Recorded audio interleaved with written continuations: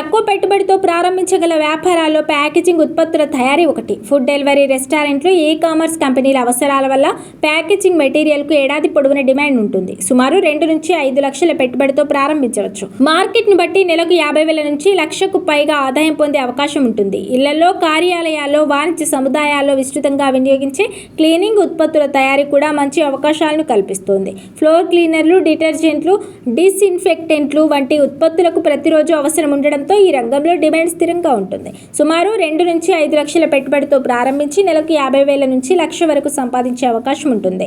నిర్మాణ రంగం నిరంతరం విస్తరిస్తుండడంతో కన్స్ట్రక్షన్ మెటీరియల్స్ తయారీ కూడా లాభదాయక వ్యాపారంగా మారుతోంది.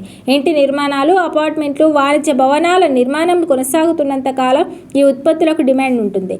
5 నుంచి 10 లక్షల పెట్టుబడితో ప్రారంభించి నెలకు 1,00,000కు పైగా ఆదాయం పొందే అవకాశాలు ఉన్నాయని నిపుణులు సూచిస్తున్నారు. ఆహార ఉత్పత్తుల తయారీ రంగంలోనూ విస్తృత అవకాశాలు ఉన్నాయి. ప్రతిరోజు వినియోగించే ఆహార పదార్థాలకు ఎప్పటికీ డిమాండ్ తగ్గదు.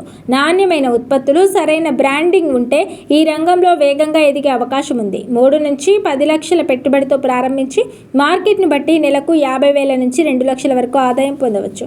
ఇక డిస్పోజబుల్ ఉత్పత్తుల తయారీ కూడా వేగంగా అభివృద్ధి చెందుతున్న రంగాల్లో ఒకటి. హోటళ్లు, ఆసుపత్రులు, కార్యాలయాలు, ఫుడ్ సర్వీస్ రంగంలో వీటి వినియోగం అధికంగా ఉంటుంది. రోజువారీ అవసరమైన ఉత్పత్తులు కావడంతో మార్కెట్లో ఎప్పుడూ డిమాండ్ ఉంటుంది. 3 నుంచి 8 లక్షల పెట్టుబడితో ఈ వ్యాపారాన్ని ప్రారంభించి నెలకు 50,000 నుంచి 2 లక్షల వరకు ఆదాయం పొందే అవకాశాలు ఉన్నాయని వ్యాపార వర్గాలు పేర్కొంటున్నాయి.